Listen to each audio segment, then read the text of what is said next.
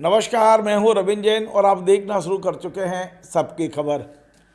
दतिया में विधानसभा के उपचुनाव, क्या मध्य प्रदेश भारतीय जनता पार्टी के प्रदेश अध्यक्ष हेमंत खंडेलवाल जी के लिए कोई चुनौती है? क्या कारण है कि हेमंत खंडेलवाल जी ने सब काम छोड़कर दतिया में डेरा डाल दिया है? और हेमंत खंडेलवाल का दतिया चुनाव को लेकर क्या असेसमेंट है? इन तीनों सवालों का जवाब खुद हेमंत खंडेलवाल जी ने हमसे बातचीत में दिया है। कल हम दतिया में थे। मैंने और मेरे मित्र और मेरे सहयोगी रिजवान अहमद सिद्दीकी ने ज्वाइंट रूप से कल हेमंत खंडेलवाल जी से बात की है और उनने बड़ा दावा किया है कि कोई शक ही नहीं है कि दतिया भारतीय जनता पार्टी से कहीं दूर हो सकता है। उनका कहना है कि दतिया में एक बार फिर भारतीय जनता पार्टी का परचम लहराएगा, जीत होगी और जो विकास का पहिया 2.5 साल से रुका है वो अब यहाँ तेज चलने वाला है। सुनिए जो कल हेमंत खंडेलवाल जी ने हमसे जो कुछ कहा है, हमने जो कुछ पूछा है, सारे सवाल और जवाब हम जस की तस आपको सुनवाते हैं। इस समय मध्य प्रदेश में दतिया विधानसभा क्षेत्र में उपचुनाव चल रहे हैं और इस उपचुनाव में भारतीय जनता पार्टी ने अपनी पूरी ताकत झोंक दी है।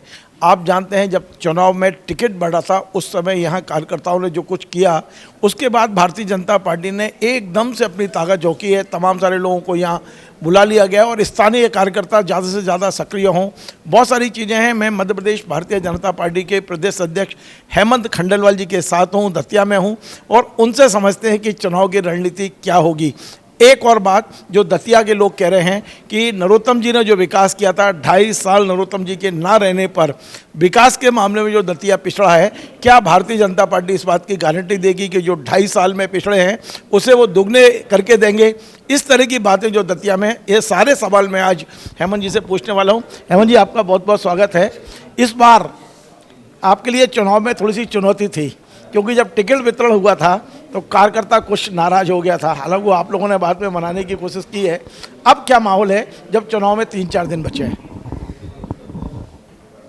जहाँ तक दतिया के मतदाताओं का सवाल है, उनका भरपूर आशीर्वाद भारतीय जनता पार्टी को मिल रहा है।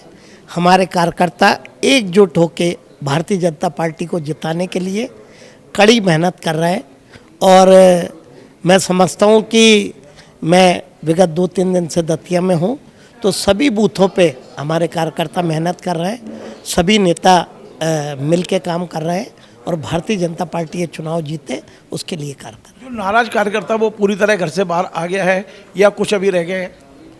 मैं समझता हूँ आज की तारीख में शायद ही कोई कार्यकर्ता ऐसा होगा जो नाराज होगा। सभी कार्यकर्ता पार्टी को जिताने के लिए काम कर रहे हैं, संगठन के साथ मिल के काम कर रहे हैं। इस इंटरव्यू में मेरे सहयोगी, मेरे साथी रिजवान अहमद सिद्दीकी जी हैं, वो भी कुछ सवाल पूछेंगे। जब चुनाव में टिकट डिक्लेयर हुई तब क्या परिस्थितियां थीं और अब जब चुनाव का अंतिम बेला आ रही है, अब क्या परिस्थितियां आप दोनों चीज़ों में देखते हैं? देखिए, जब टिकट डिक्लेयर हुई तो कुछ क्षणिक हमारे कुछ कार्यकर्ताओं में उस बात को लेके थोड़ी चिंता थी, लेकिन जैसे जैसे चुनाव की मतदान की घड़ी पास आती जा रही है, सभी कार्यकर्ता एकजुट होकर पार्टी को जिताने का प्रयास कर रहे हैं और एक बहुत ही अच्छा वातावरण यहाँ पर है। आशुतोष तिवारी जी भारी बहुमत से चुनाव जीतेंगे। कांग्रेस बड़ी उम्मीद लगाए बैठी है, उसको लग रहा है कि भारतीय जनता पार्टी के भीतर घात का और जो एक दिग्गज नेता की टिकट काटा है उसको फ़ायदा मिलेगा। वहीं भारतीय जनता पार्टी के कुछ लोगों से बात कर रहे हैं तो वो कह रहे हैं जो निवृत्तमान विधायक हैं वो बीमार हो गए हैं, घर बैठ गए हैं, उसका फ़ायदा मिलेगा। तो क्या ये जो भीतर घात है इसका फ़ायदा नुकसान कुछ दिखते हैं?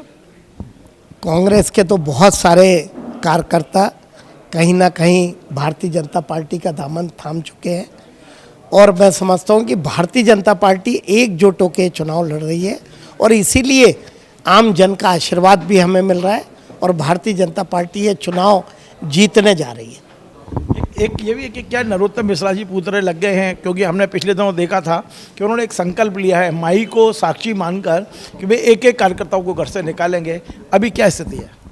जो उन्होंने संकल्प लिया उस अनुसार वो काम भी कर रहे हैं। हर पार्टी की मीटिंग में जा रहे हैं, कार्यकर्ताओं के घर को लेके आम जन के बीच में जा रहे हैं और भारतीय जनता पार्टी जीते उसके लिए वे लगातार प्रयास कर रहे हैं। हेमंत जी, क्या ये कारण है कि पिछला चुनाव लूज कर गई थी बीजेपी उपचुनाव? क्योंकि ज़्यादातर हमने देखा है कि मध्य प्रदेश में उपचुनाव ज़्यादातर बीजेपी जीतती है, जो सत्ता में रहता है वो जीत जाता है। पिछली बार श्योपुर में जो विजयपुर का चुनाव था वो लूज कर गए थे। क्या यही कारण है कि इस बार आप दतिया में कुछ ज़्यादा सतर्कता बरत रहे हैं? आपने हर तरह का कोई पॉइंट छोड़ नहीं रहे, तमाम सारी टीम उतार दी है, आपके यहाँ कई सांसद हैं, 6-7 मंत्री लगातार मोर्चा साधे हुए हैं। क्या एहतियात ज़्यादा बरत रहे हैं इस बार दतिया में? देखिए, उपचुनाव होता है तो पार्टी का नेतृत्व चिंता भी करता है, मेहनत भी करता है। और अगर कोई मंत्री काम कर रहा है तो कार्यकर्ता के नाते कर रहा है, क्योंकि वो मंत्री बाद में है, कार्यकर्ता पहले है। और एक कार्यकर्ता का दायित्व है कि कहीं पे भी अगर पार्टी उसे जिम्मेदारी देती है तो वो काम करे। इस चुनाव में आप जिस तरह से आपको विश्वास है कि आप चुनाव जीतेंगे, तो जाहिर है आशुतोष तिवारी विधायक बनेंगे, लेकिन नरोत्तम मिश्रा का क्या भविष्य होगा, इसको लेकर जनता बहुत चर्चा है, जनता में, आम जनमानस में। उसको कोई संदेश देना चाहेंगे? देखिए, भारतीय जनता पार्टी का नेतृत्व हर नेता की चिंता करता है, उसे कहाँ सम्मान मिले, उचित स्थान मिले, इसकी जिम्मेदारी हमारे संगठन की रहती है। और हर कार्यकर्ता समझता है कि भारतीय जनता पार्टी उसका उचित सम्मान, जो उसकी चिंता है, वो करने का काम करती है। मुझे एक आखिरी सवाल इस इंटरव्यू का है। आप इस परिवार के मुखिया हैं और इस परिवार में मुखिया का बहुत महत्व होता है। यहाँ एक छोटी सी बात जो हमने महसूस की है घूमने में, कि जो पुलिस ने जासूसी कार्यकर्ताओं पे की, कई जगह झूठे केस बनाए गए, तमाम लोगों के वो वीडियो भी वायरल हो रहे हैं कि भाई पुलिस पर तो कोई हमला किया नहीं था, कार्यकर्ता पे उल्टा हमला हुआ, आपके कार्यालय में आंसू गैस के गोले चले। तो उससे कार्यकर्ताओं को आप कैसे आश्वासित करेंगे कि मैं परिवार के मुखिया होने के नाते चुनाव के बाद उन तमाम कार्यकर्ताओं को न्याय दिलाएंगे? देखिए, जो उस घटना की बात कर रहे हैं, उन सभी कार्यकर्ताओं से मेरी और पार्टी के संगठन की बात हो गई है। सभी लोग मेहनत कर रहे हैं और पार्टी के लिए जी जान से जुटे हैं जिताने में। मतलब आप ये कह रहे हैं कि उनको न्याय मिलेगा चुनाव के बाद? जो झूठे केस लगे हैं या ऐसा प्रूफ है उनके पास कि पुलिस ने उनकी गाड़ियां तोड़ी हैं, तो क्या उन्हें न्याय दिलाएंगे? देखिए, ये कानून की बात है, लेकिन हमारा कोई भी कार्यकर्ता कभी भी इस बात की चिंता ना करे। भारतीय जनता पार्टी का संगठन उसके साथ खड़ा है। तो आपने देखा, बॉडी लैंग्वेज देखी, दावा देखा, और वे बिल्कुल मुतमईन हैं, यानी पूरी तरह संतुष्ट है कि दतिया उपचुनाव भाजपा की झोली में आने वाला है। नमस्कार।